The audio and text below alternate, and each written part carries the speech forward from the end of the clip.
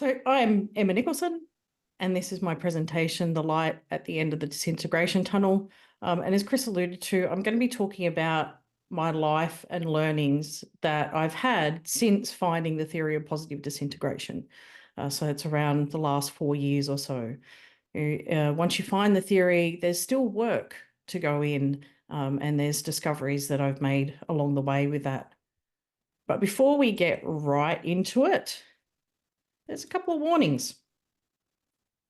So there's been some really great presentations at this Congress, and you've heard some really honest, brave, vulnerable stories, people talking about some really tough experiences.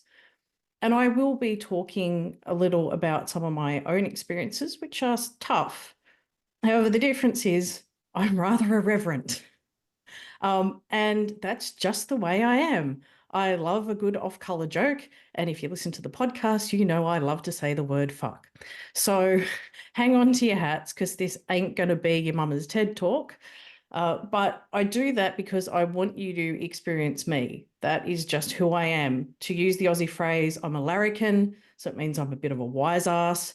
And I laugh about this stuff not to cover up any pain, but because this is just who I am and I want to share that with you. So in a minute, I'll introduce myself properly because I think that's only polite. And then I'll tell you why I chose this topic.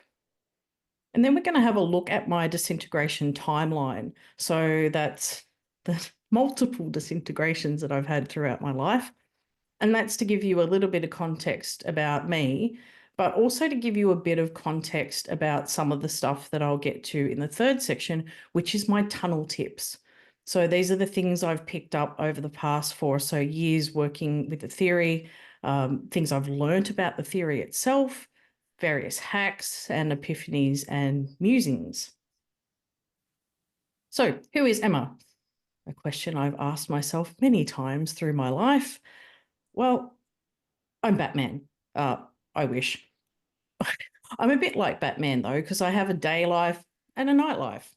And during the day, I am a senior business analyst at a bank, which sounds incredibly boring, but I'm in the project specialist team. So basically, our team has all the tools and systems and the knowledge to help all the other divisions in the bank make change.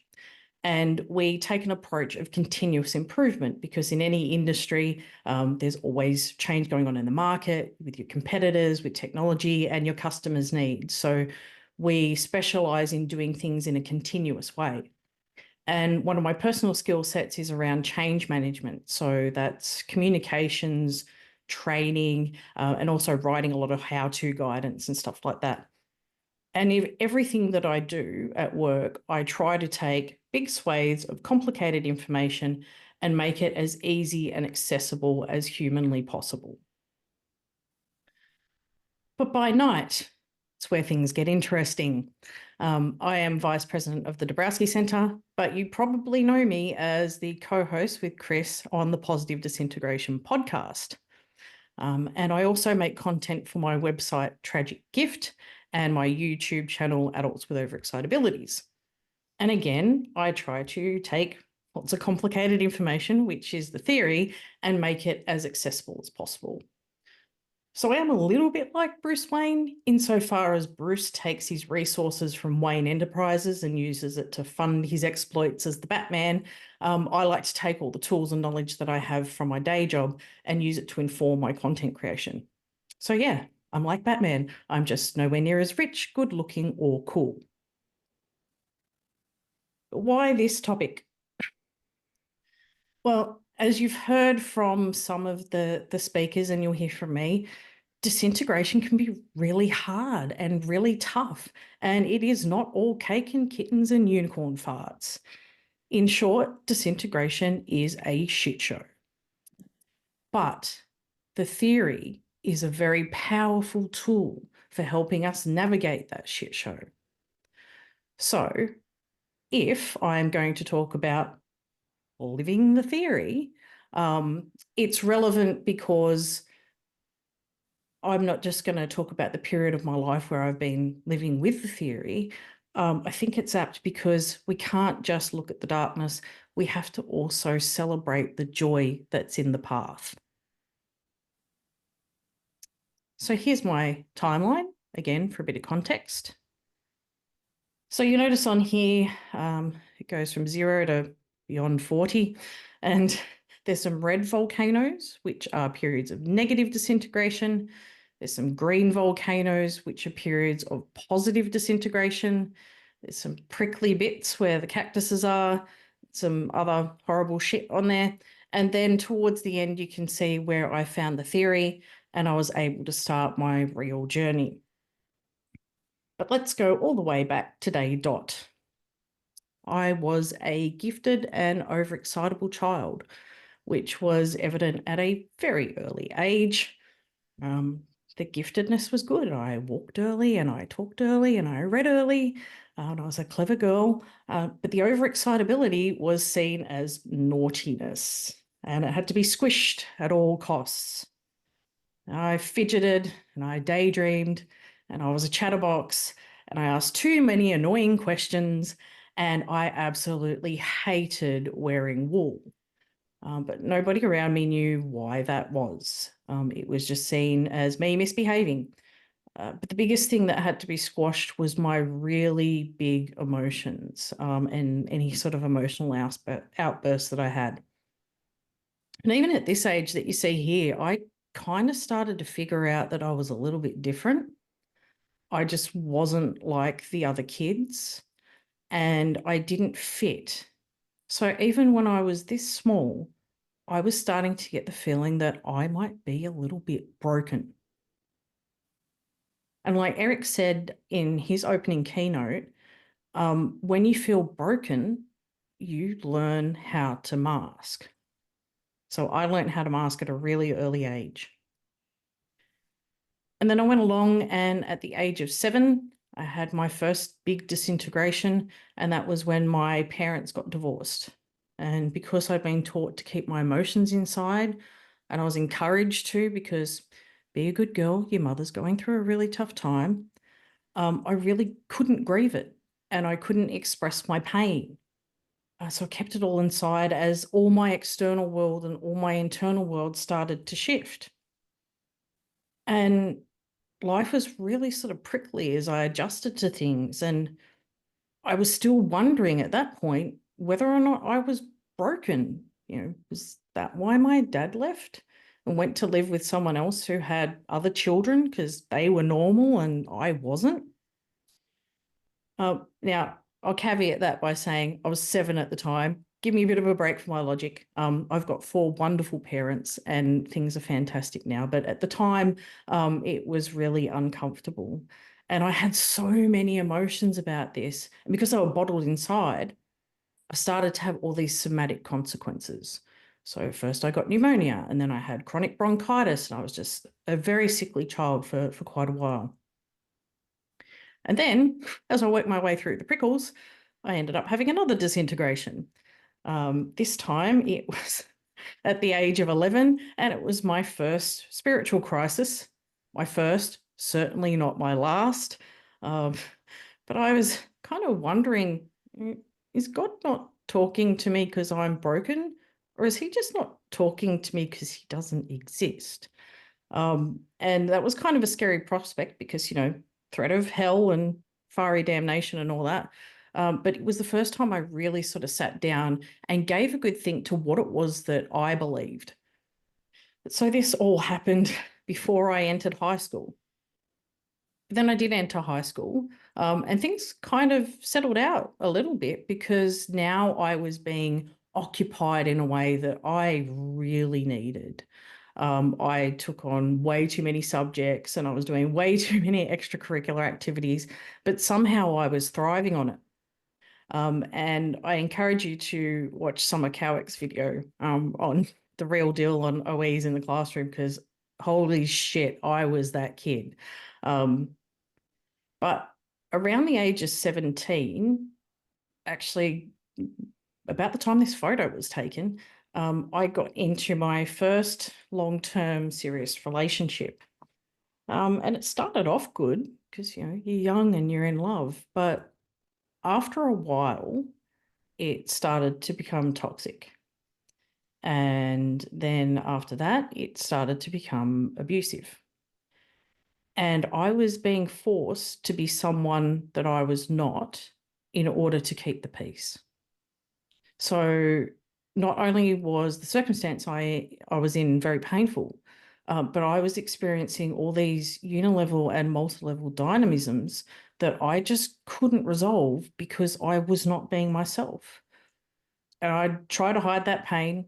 I put on a happy face, but there was just darkness inside and I couldn't see outside of where I was trapped in. And I didn't handle it at all. I used a lot of drugs to cover up my pain. I made a couple of attempts on my life. I got put on antidepressant meds for a while. And as the abuse got worse, so did the dynamisms. And my life was just in the toilet for a long time. And again, I thought this was all my fault, not only because I was being told it was my fault. Thank you, gaslighting. But I thought it was my fault because I was broken. And that was the reason why I couldn't have a healthy relationship. And again, just masking all that pain. And it was fucking shit. But eventually I left. And I had a period of positive disintegration because I literally had to start my life all over again, financially, physically. And I had to figure out who the fuck I was because I didn't know who I was outside of the construct of that relationship. So I sat down and I spent a lot of time thinking about what was important to me and what did I value in life. And then you can see after that, life was actually pretty good for a while. My career was looking up, my life was looking up. I got into a new loving relationship, and life was good on the outside. But on the inside, I still kind of felt a little broken because now I was in my 30s and that middle-aged sort of cookie cutter white picket fence life, it just didn't sit with me. I still didn't fit into life. And that sort of bubbled away under the surface. And then the big one came about 4 years ago. I tried creative writing for the first time while I was bored. And I accidentally tapped into my authentic voice for the first time ever. And I started dredging up all this trauma and all my shit just unraveled inside me and it all came spewing out onto the page. And I had a complete meltdown and dark night of the soul. And it was one of the most terrifying things that has ever happened to me. But it was also the best thing to ever happen to me because I'm like, what the fuck is happening to me? So I did what everyone does in this day and age. I went to Google and I typed in something stupid like, why is my brain breaking? And I accidentally stumbled across TPD and OEs. And for the first time in my life, I was like the ugly duckling looking at a true reflection of myself and seeing myself for the very first time. And I was starting to understand that maybe I wasn't broken. And since that time, I've been using this tool over the last 4 years or so to make sense of everything that happened to me in the past, to make sense of myself, to work on myself. And I tell you what, this tool has seriously turned my life around. It's been fantastic, but it's also been a lot of hard work. So now let's have a look at what I've learned since seeing the light at the end of that tunnel, at the end of that stupendously long, painful and mildly embarrassing tunnel. So here's my tunnel tips. And this might be helpful for you if you've just come across the theory or maybe you're going through a disintegration. And it also might be helpful if you're supporting someone else through a disintegration because I like to use analogies and plain language and you might pick up some shit that maybe might help you explain this to someone else. So tip number 1, your cabin pressure will stabilize. So when you've just found out about the theory or you've come out of a dark night of the soul or you've gone through a prolonged period of disintegration, everything feels really turbulent. Right? And if you think about it like a plane, when you hit turbulence, the seatbelt lights go on, and maybe it could be worse, the alarms are going, the oxygen masks are falling, you brace and you think, shit, I am going to die. But then the pilot levels out the plane and you land at the airport. And by the time you're at the baggage carousel, it's pretty clear stuff's going to go on as normal. So disintegration is a bit like that because it feels really crazy in the moment, like really fucking crazy, particularly if you have a dark night of the soul or you go through a mystical experience or something like that. But as you work through your values and as you do the work on yourself and you let your feelings out, the freaked out feelings subside and things will start to normalize and your cabin pressure will eventually stabilize itself. Now, it took me a couple of years. So when I was going through that major disintegration, I was also going through a spiritual crisis. And then right after that, I changed jobs. And then right after that, COVID hit in the space of about 2 months. So yeah, there was a time I thought all my OEs were like bursting out all over the place. And I thought I was never going to stop having meltdowns. And I thought all my shit was unraveling and everything in my life was coming undone. But you know what? That time has passed, and it will pass for you too. Tip number 2, I am not a giraffe. What a revelation, I know. What I mean by that is, well, I feel like I've changed significantly on the inside. The whole phoenix from the flame thing. I understand myself better. I'm still a human being. I'm still largely me on the outside. I have not woken up one morning to discover I have turned into a giraffe. So while my inner journey is kind of like this amazing adventure, not everything on the outside has changed. Like some things have, yeah, behaviors, the masking, and there's other things that have changed, but it's not like I'm completely unrecognizable to the people that know me. Now, lots of talked about the fact that sometimes people in your life still understand you, even when you don't understand yourself. And Tina spoke about people who still saw her and loved her and supported her, even when she was going through some really difficult shit. Lots of Tina haven't turned into giraffes either, so don't freak out. And yeah, some stuff's changed. Like I'm embroiled in Dąbrowski world now, and I'm podcasting with Chris, and I put myself on YouTube, which I never would have done in the past. And you know, my drinking habits and everything have changed, and I'm a heathen now. So some shit's changed, but other stuff, I still watch trashy action films. I still go to heavy metal concerts. I still work in the same industry. I have the same family. I still see the same friends. And the people closest to me, they still see me. They don't see a giraffe. And it's a little bit like being the ship of Theseus. And what I mean by that is all my planks have been replaced and all my sails are replaced, and I feel totally renewed.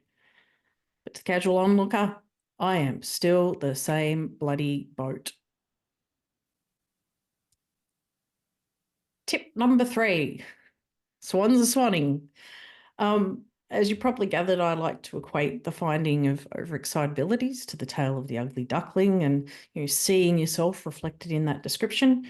But when I first found out about this, the problem was that there was content for parents of children and there was academic content and kind of nothing in the middle. There was nothing for like lay people like myself who are adults whose education was behind them and wasn't academic. And I'm like, how on earth am I supposed to learn how to be a swan? Like, where's the swan manual, please? So that's why I started doing YouTube videos in the first place, because I was sharing my stuff because I'm like, other people might need a swan manual too. So we have to do this. And then after a while, it kind of dawned on me, I'd been swanning the whole time. Um, I'd had these overexcitabilities my whole life and I'd been mitigating them, not always in the best ways. But the difference was now that I could take a firmer control of them. I had labels for them. I was consciously aware of them. And more importantly, I could forgive and accept myself for them. And now I can start to utilize those same OEs in my development. And as Katie Higgins-Lee pointed out in her session, like if you're neurodivergent or you're gifted, like, yeah, it's going to impact your identity. But the one consoling thought that you've got to get through that identity crisis is that you didn't just wake up a swan one morning. You've been swanning unconsciously the whole time. So in light of the fact that your cabin pressure will stabilize, you're not going to wake up to find yourself a giraffe and you've been swanning the whole time, I would say to you, appreciate what's still the same. Because for me, that tether to reality kept me grounded until I had the space to appreciate what had changed. Tip number 4, positive disintegration is like an experience, man. Wow. So the fact I struggled so hard reading Dąbrowski's work, it used to aggravate the shit out of me. But I've kind of learned along the way that there are so many other places to learn about positive disintegration. So I've got the podcast and the guests that come on. I've got people like Chris and Michael. There's other articles and more content coming out, which is a great thing to see. But I've also got myself. So I've gained a lot of understanding from figuring out my own journey and doing my own work and then applying that back to the theory. So Dąbrowski gave us the language to understand that experience. Yeah. And it's a beautiful language. But he's not the only one who's observed it or experienced it. And if you approach positive disintegration like it is just a theoretical thing by one man, I reckon you might be missing the point a little bit because it's an experience and you are living it. How you experience disintegration might be different to how others experience it, might be even different to how Dąbrowski described it. The dynamisms play out a little bit differently for everyone. So don't just treat it like it's a theoretical relic in a stack of books because, you know, that's not useful for anyone. It's not useful for you. It's not useful for keeping the theory alive and breathing. It's your life and the magic is really in the application of it. So, you know, try sitting down and looking at your own disintegration timeline and see what you can learn from that. Look to the stories that are being told by others. And look, this whole Congress is about lived experience, right? So if you haven't learned something by now, like shame on you. The bonus is that once you've kind of got that context, it actually does make it easier to go back and read Dąbrowski's works. So, you know, winner, winner. Tip number 5, be your own guide. What do I mean by that? Well, something that I kind of struggled with through a lot of my life was being reliant on external validation. I needed other people to tell me whether or not I was a good person to know what I was doing, and I had no inner compass or way to measure my own behavior. And if you've paid attention to the theory, then you're probably already thinking that's not being authentic, and it's not. Right? And if you can't get that validation for whatever reason, it leaves you a bit lost. And besides, you can't always guarantee that people aren't going to validate you for doing the wrong things. I'm not saying feedback from other people isn't useful because it is. People can give you new perspectives and support and guidance. And if you saw Kate and Tracy's session, you know that Kate was able to give Tracy new perspectives and guidance on things that weren't even in Tracy's radar at the time. So what we do is between taking that feedback and doing that action, we just need to check in with our own inner compass. And if you have been a person who's been reliant on external validation, you kind of need to practice that a little bit, that extra step.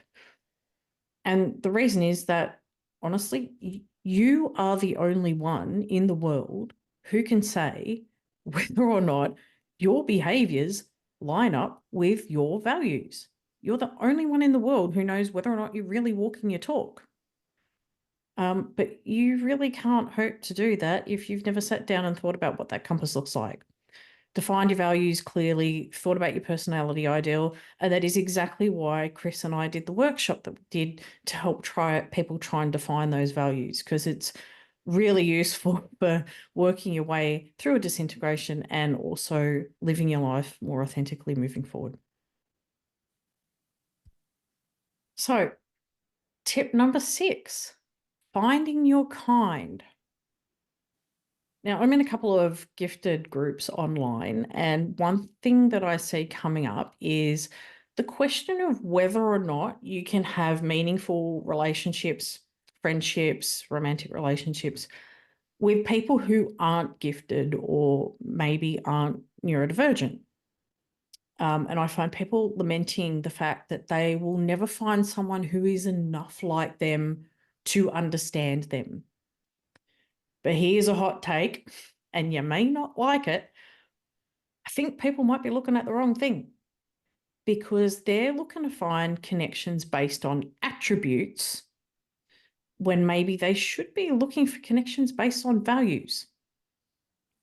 Think about it this way. Just because someone is neurodivergent like you, or overexcitable like you, or whatever like you, doesn't mean that they're going to think and feel like you.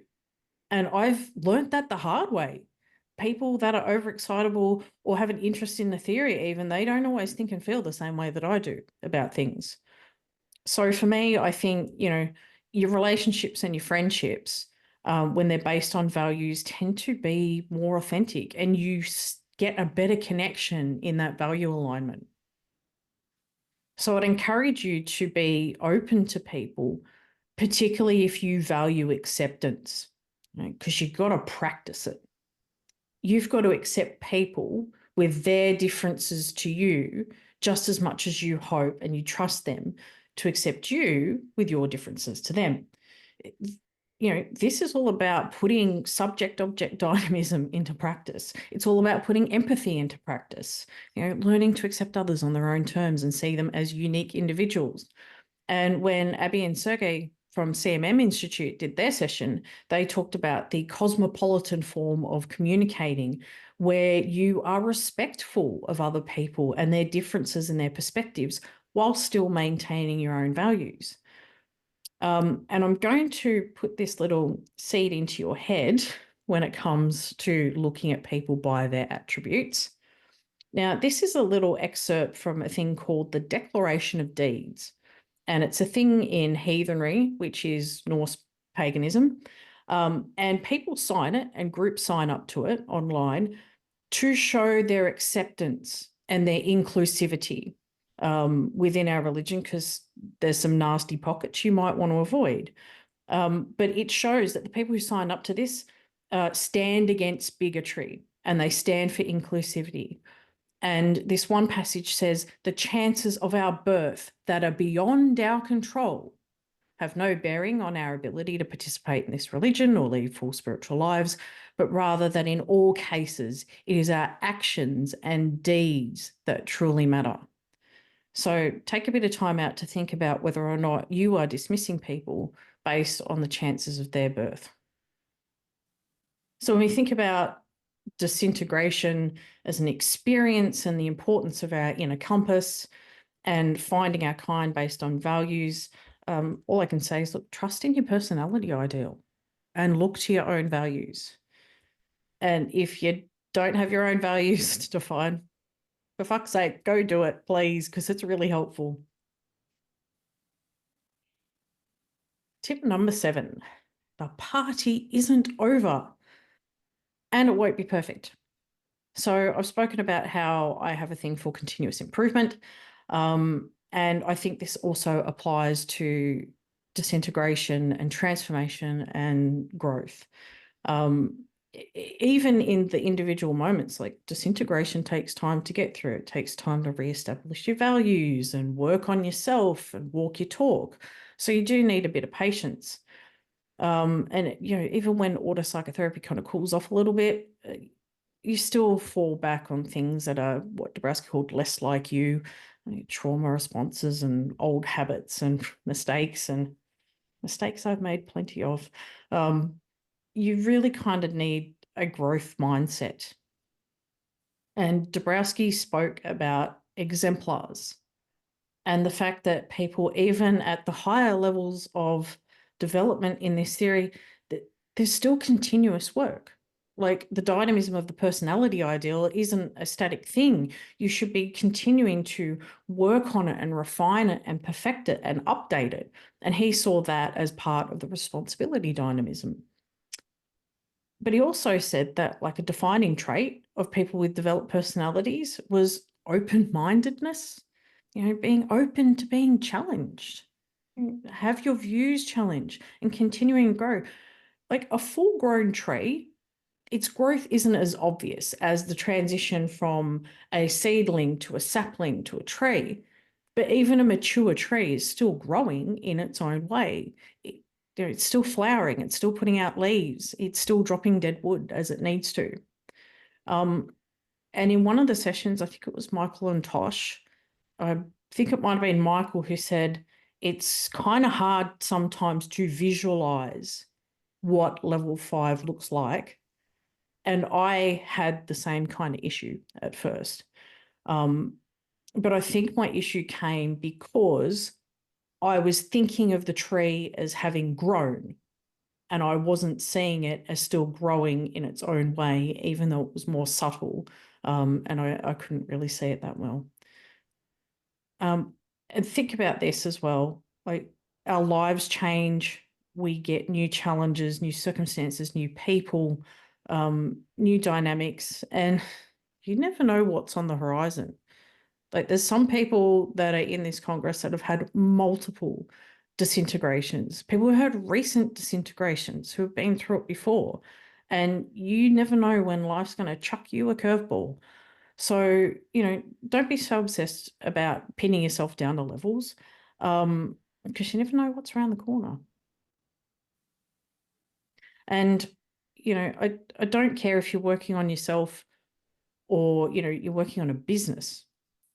Real change is continuous improvement. The work's ongoing. When an environment is dynamic, you can't just expect to change something once and then it's perfect forever after that. You've got to keep working on it. So, understand there's going to be cycles and really have self-compassion, because you can't see those cycles as failures. You need to see them as a continuation of the growth.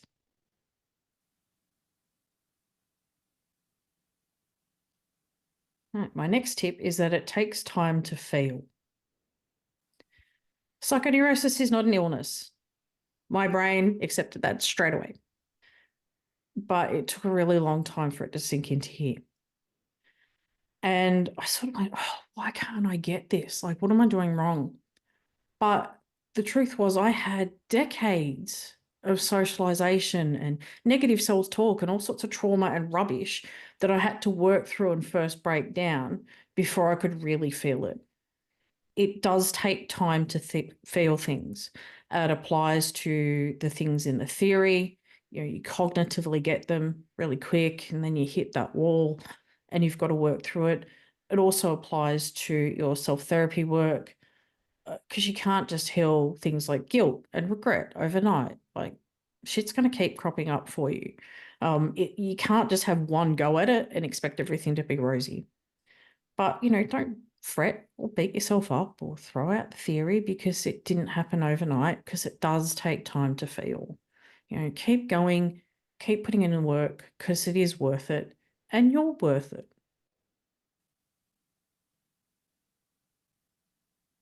My next tip. It's my favorite. If anyone's in the room and Chris is already laughing, excellent.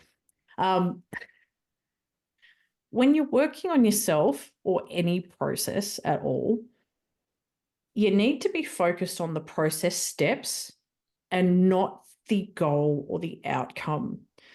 And the reason why is when you forget to concentrate on the task at hand, it means you're actually less likely to get the outcome you want, because the steps in a process are often designed to get you to your goal. So when you're doing autopsychotherapy, pay closest attention to the quality of the activity that you're doing right now, even if your goal seems pretty far away. Don't stress about it. Focus on the now. Because I've seen this at work. Some people go about tasks like a dog eating its dinner. Seriously, they just try and do everything as quickly as possible. They want to get to the bottom of that bowl, and there's kibble and there's saliva going everywhere, and it's really messy. So when you're doing your autopsychotherapy, please do not be like a dog. You got to be like a cat, licking its ass.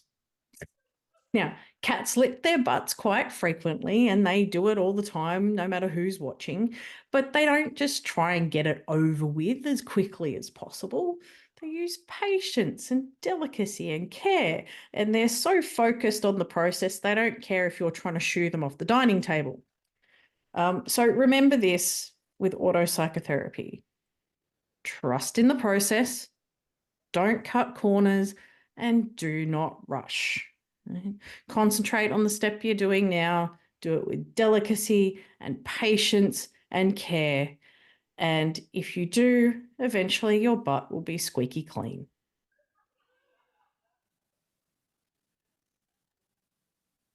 So, tip number 10, the nature of the force. So there's two influences in my life that keep doing battle. And that is pressure from society and my authentic self. And it's kind of like the battle between the Jedi and the Sith.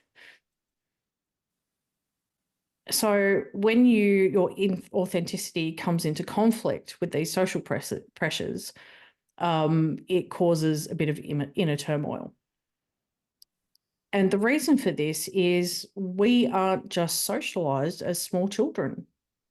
We continue to have pressure put on us every day from external sources. You've got peers, you've got workplaces, your family, social media, advertising, trends, religions, traditions, individual relationships. This goes on and on. And through my life, I had socialization pressures as a kid to mask. I had religious pressures. I had pressures from a bad relationship to be someone I was not. I had pressures during my 30s to fit into the white picket fence life. Doesn't stop. And on the other side of that is your authenticity, the essence and the seeds of who you are supposed to be. That doesn't stop either. And it is there. And because of this, dynamisms can come into play really early in life. And they did for me, and it does for others. And I'll give you a concrete example of this. So my sexuality. I knew that I was bi from a very young age. The minute I saw Star Wars in the theatres, I was absolutely in love with Han Solo. But I also had a huge crush, despite not liking country music, on Dolly Parton. And there was just something about Dolly that I really, really liked, and I couldn't put my finger on it. But yeah, so that was always with me. But so is biphobia. That's always been with me too. And it's in society. And so I stayed in the closet for a really long time. Can't pretend I still don't get a little bit nervous about coming out. Sometimes I still say hidden. That's because my authentic bisexual Jedi self is always doing battle with Sith-like biphobia, and that exerts that pressure on my actions. And that's not the only closet I've had to come out of. When we were in Reese's neuroqueering session, we talked about the pressure of coming out of multiple closets. So I've come out of the sexuality closet, I've come out of the gifted closet, I've come out of the neurodivergent closet, I've come out of the pagan broom closet. I've been in so many closets, I'm surprised I didn't end up in Narnia. So what has all this taught me about the theory? What have I learned, apart from the fact that I like scruffy looking nerf herders and women with big Grammy awards? It has taught me that the theory is definitely not linear. Right? It's not a straightforward series of silos. Socialization isn't the start, dynamisms aren't the middle, and authenticity isn't the end. It's not a three-part play. You never know, again, what's on the horizon. So don't worry about pinning yourself down anywhere. Think about the types of development, multi-level, uni-level, things that are happening to you. Think about the dynamisms and how they might appear and reappear in your life. So thinking about the fact that the party's not over and it takes time to feel, and we should be like a cat licking our butt, and the nature of the force, I say to you, have patience, have a growth mindset, and have a little bit of self-compassion because you're going to need it. Now, my next tip is about the impossible puzzle. All along my timeline, I told you I felt like I was broken the whole way through. And there was one point where I used to wake up every day and look in the mirror and see this defective, broken monster that wasn't quite human. And I thought that if I could just find the broken bit and if I could just fix it, then I might be happy.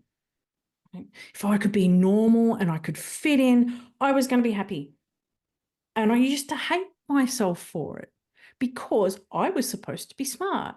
So why couldn't I find the broken bit? Here's why. I thought that I could fix my pain by forcing myself to try and be something I was not. I was making the assumption that what I was, my authentic self, which was more like me, was the broken bit to fix. And I thought that being less like me in the pursuit of normal was going to make me happy. Do you see the problem here? I was moving in the opposite direction of personality growth. I was trying to move away from my authentic self, thinking that being less like me that was going to make me happy. Oof, what a load of bullshit. Right? So for those of you in the back row that need to hear this, you are not broken. You become happy by being more like you.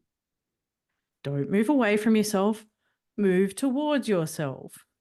You're never going to figure out the impossible puzzle of happiness while you're thinking about it backwards. Normal won't make you happy. Authenticity will make you happy. That is all. When we're different, when we're in pain, we're trying to fit in, we want so desperately to be happy, we can't see the forest for the trees. And then we go and beat ourselves up for not being able to solve the impossible puzzle. Normal's folly. It's depressing. It's futile. It's boring. And it's the opposite of growth, right? Love yourself. Accept yourself because you're beautiful. Nurture your authenticity and know that you are not broken. When that happens, the pain will stop. Not only that, once you start unmasking, you may uncover the joy in the astounding beauty of living more authentically. Now, I am by no means perfect, not at my personality ideal, and I'm never going to be a fucking exemplar either. Right? But I have found a new level of happiness and joy that I honestly thought was impossible up until now. I feel completely liberated. Now, there's a whole lot of bravery involved in being more authentic. Yeah, I'm the first to acknowledge that. Chris and I talk about the bravery in eating the hot dog, right? You know, it's full of hooves and lips and assholes and all sorts of rubbish, bits of pigeon. But when you're really hungry and with purpose, you eat it anyway. It's scary as hell. You don't know whether or not people are going to judge you or you're going to lose people from your life. And I'll admit, look, some people run far more risk at being their authentic selves than I do. But on the flip side of those risks are the rewards of the freedom to be you. Now, as I said, I've come out of several closets. I've talked about all my personal shit all over the internet. And I get angst before every little revelation, but the blowback's always far less than the angst, right? People still see me and they don't see some giraffe. Speaking your truth, yeah, it's scary sometimes, but let's face it, masking is exhausting all of the time, right? The mask, it seems comfortable at first, right? We don't want to take it off. But the more you do take it off and then try and put it back on again, the more you start to realize how hard it was to breathe in the fucking thing. Right? So for me, yeah, it's worth it. It might have been painful and scary, but it is worth it. And the light at the end of the tunnel for me is beautiful and joyful and golden and warm. Yeah, worth it. And you know what? I reckon you're worth the hard work too. So if you listen to the podcast, you know I love a good Jerry Springer's final thought. And I'm going to leave you with this one. You're not alone. Disintegration's an experience. Many of us have been through it multiple times. It's what this Congress is all about, finding community, because you're not alone. And on a broader scale, people have been going through disintegration like way before we were born. They're going to continue to go through it way after we die, right? But in that shared human experience, we not only find ourselves, we find hope, and we discover that we're not alone. So I'm going to leave you now with some words that are made famous by the Liverpool Football Club and during the Pacemakers. When you walk through a storm, hold your head up high and don't be afraid of the dark. At the end of the storm, there's a golden sky and the sweet silver song of a lark. Walk on through the wind, walk on through the rain. Though your dreams be tossed and blown, walk on. Walk on with hope in your heart, and you'll never walk alone. You'll never walk alone. Thank you.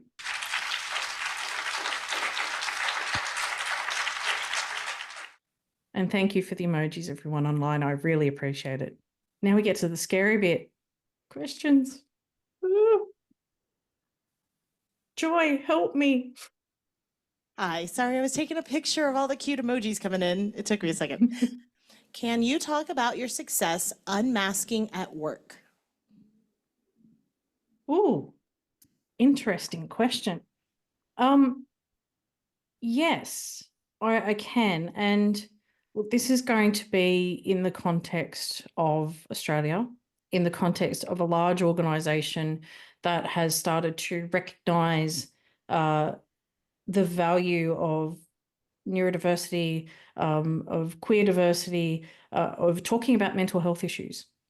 But my first experience of really unmasking was after I had my big disintegration. I went back to work, and I had to sort of tell people why I seemed a little bit different, because when I went through my dark night of the soul, like I didn't sleep, I didn't eat. It was like 9 days of insanity, and I'd actually dropped weight. So when I went back, like it was noticeable that something had happened to me, and I just told people the truth as far as they needed to know.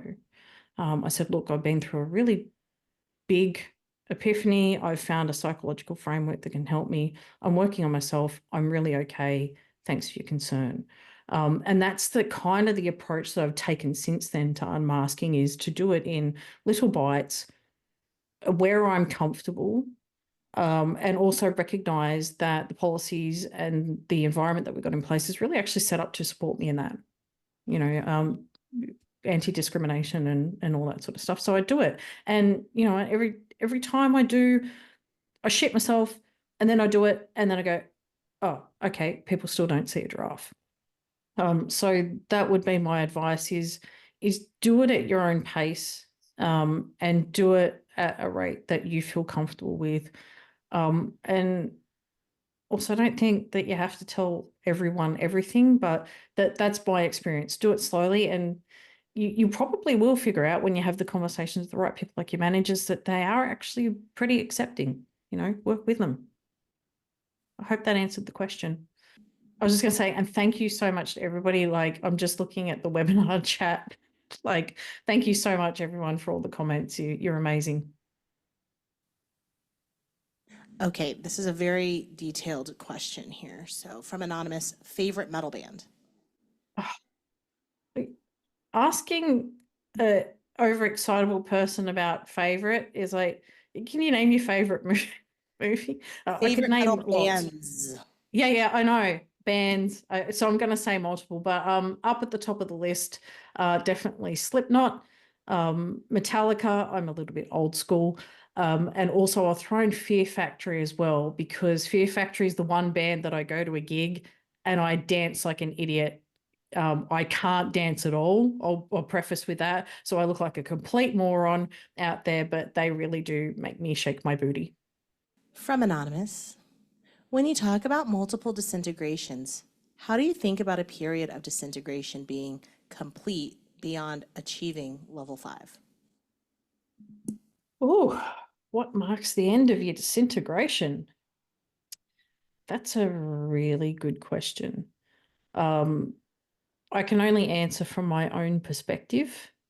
But I think for me, when I've kind of stopped obsessing about it and started smiling again, and I feel like I have some sense of who, like, I know who I am, I think that might be the end of a disintegration. I honestly can't speak for the ones at the beginning, because when you don't have the framework and the theory to give you the language and the perspective on it, it's kind of really hard to define that. But for even for my last one, I'm kind of like, oh, when am I healed? When is this over? But I think when you have a look back, even when you're not at the top of the mountain, you will hit a point where you kind of look behind you and go, oh my God, that view is incredible. Look how far I've journeyed. And I think that might be where I would say I'd kind of draw the line. When things start to become happy again and you have a sense of who you are, and it doesn't feel like your shit's unraveling.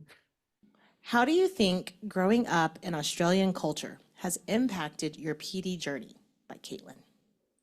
Oh, thank you, Caitlin. I think I'm going to probably think out loud here, because otherwise you're going to like see me pondering over this for quite a while. So excuse me if I kind of wander off into the weeds a little, but first of all, we've kind of got that she'll be right, mate culture, where we go through all this adversity, and like, we go through some pretty horrid shit over here. The country burns down or it floods or whatever, she'll be right. And it happens with personal loss, and I think disintegration as well. We just sort of soldier on, and there's also not a great, well, not historically anyway, particularly when I was a kid, Gen X, it wasn't a lot of focus around mental health. Nobody had heard of neurodiversity. It's getting better, I would say, but even now, like, the support for gifted kids and that's not fantastic. So I think we've just got to, yeah, it'll be right. Unless you're dying in the hospital, Australians don't seem to see things as an emergency.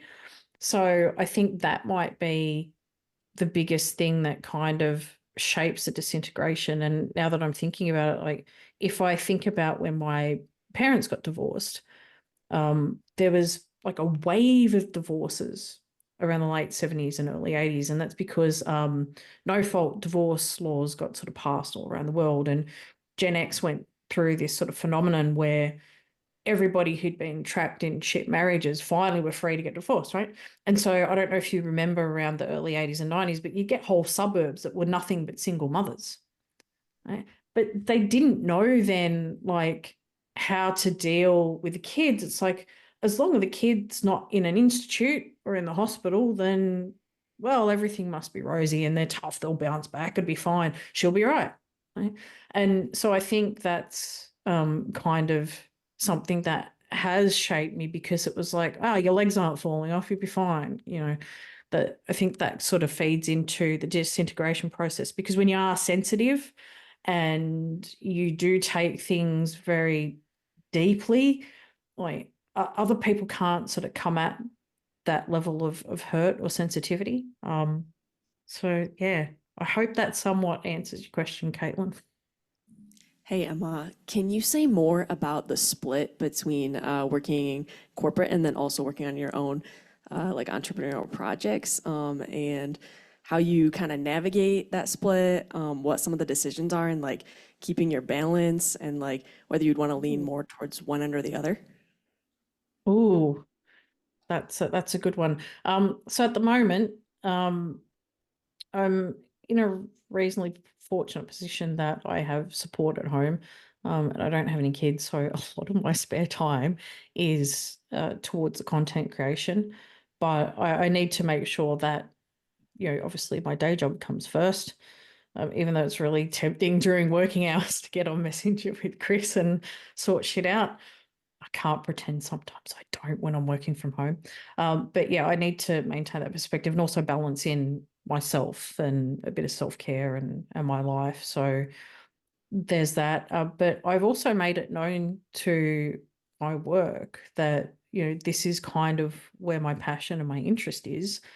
And, you know, although I don't want to change roles in the team that I'm in, like, if anything happens in this space, I'm going to move towards it. So I've made it actually quite clear that, my career progression ideally would not be to another division in the company. It'd be out. But yeah, it does take a little bit of discipline and being aware of the time, and because you can get hyper focused on stuff, and then the next thing you know, it's 3 o'clock in the morning or something dumb. So it just takes making sure that time and boundaries are set around stuff. And I don't lose focus. But the beautiful thing about my job is there's so much stuff that is applicable to the content that I create. So if you've watched some of my videos, I use all sorts of shit from project management, and it's not just the way I communicate. It's like process flows in order to sort out my own head, or to make sense of CBT.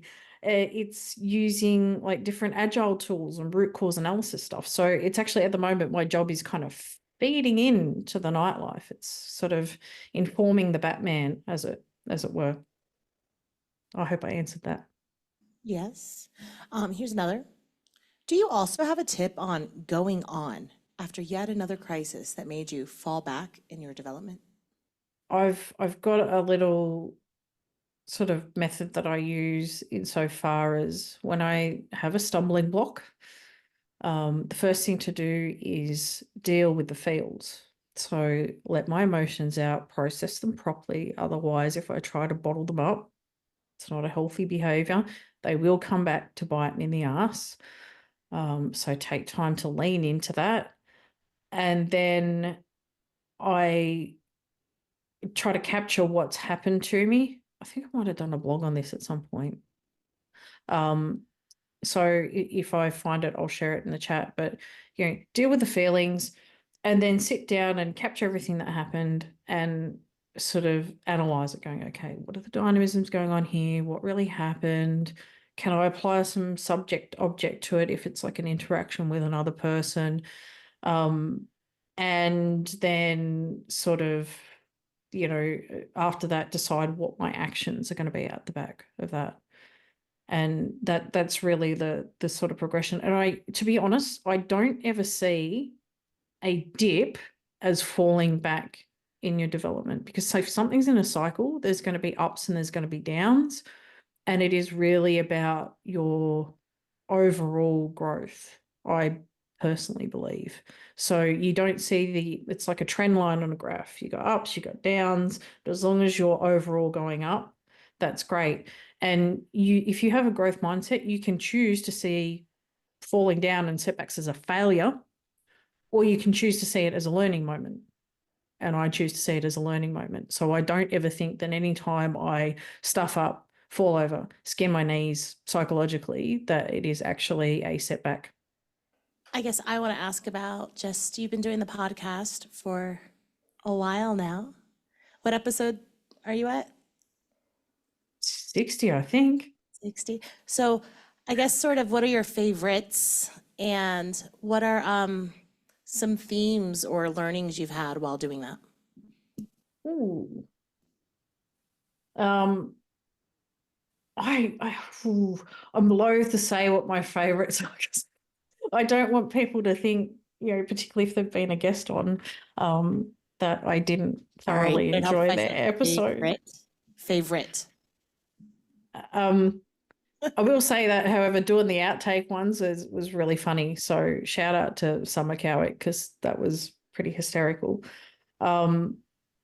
And I'll give Kate Arms a quick props as well because every time Kate comes on, we're talking about agile stuff, which I use in projects. So I get all excited about it. And I also the ugly duckling one. And I got super excited during that recording and I said, fuck a whole lot. And I was so chuffed when Katie Hensley quoted me doing the session. I'm like, the ugly duckling. I love it. I was so happy about that. So those are some of my favorite moments. But every time a guest comes on, honestly, because by the time we finish recording to when I edit the thing, there's often quite a gap. And I went through a long process of I'd have a gap, I'd forget about what was talked about, and then I'd edit it and go, oh my God, that's such good. And then I'd start taking notes because I like to kind of be present during the conversation and not like be writing things down or whatever.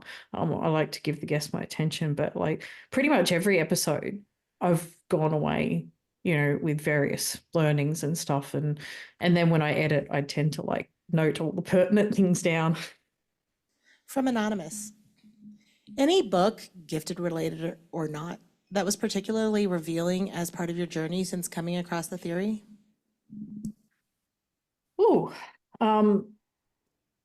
I really enjoyed receiving a copy of Mellow Out, which Chris sent me from Michael. That was very cathartic in the way it helped me reflect back on my teenage years. And I think though the two Fragments of the Diary of a Madman and what's the other one? Aphorisms and something else. The two ones under the pen name from Dąbrowski, they were really, I think, critical for me in the initial stages. And also Psychoneurosis is Not an Illness. That was a game changer for me as well. And if there's one Dąbrowski thing I recommend you read, it's Psychoneurosis is Not an Illness. All righty. Thank you so much, Emma. No problem. Thank you for having me.